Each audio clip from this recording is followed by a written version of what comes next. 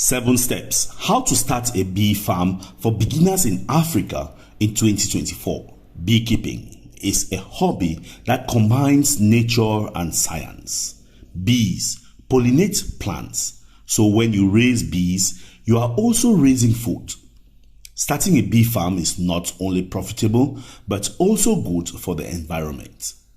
To start your own bee farming business, you need to consider a few steps.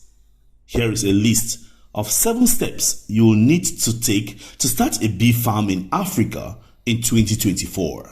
Number 1, choose a location. You will need a place to house your hives and provide shelter for your bees.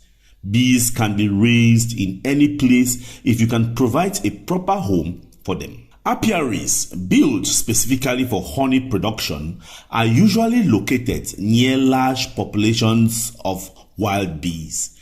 These are called managed apiaries. Number 2, build a hive.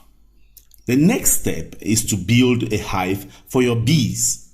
Honeybees require a specific type of structure to thrive. To make sure your bees have everything they need, you will need to construct a suitable hive.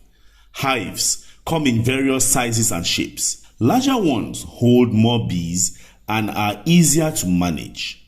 Each hive contains a queen and her eggs. She lays these eggs on cells made out of wax. When she dies, the worker bees remove the cell and replace it with another. Please don't go away. Keep watching. Hi, my name is Rofo Chifo, and thank you so much for watching. If you ever intend to invest in Africa, then I'll advise you to download my books on Amazon. These books are tools that's going to help you get started on the African continent. The first one right here is the business ideas for every African country. And the second one right here is the African business startup BRAINBOX. In this book, you are going to find the cost, estimated timeline, and the procedures of creating companies in every African country.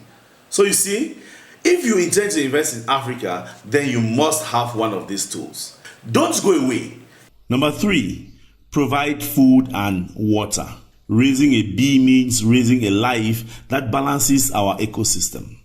It is necessary to provide ample and enough food and water to the bees. Bees need plenty of water and nectar throughout the summer months. Providing these resources is essential for maintaining a thriving colony. Nectar is produced by flowers and is stored by glands on the underside of leaves. Honey is collected from the comb inside the hive. Number 4, monitor health.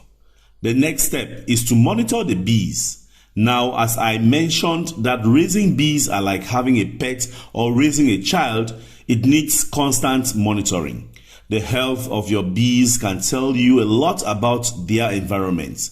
As you keep delivering food and water to the bees, check the hive time to time and keep your eyes on the queen and other bees to monitor their growth and activities.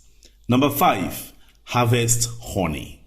Harvesting honey is the next thing to do once it's ready. It needs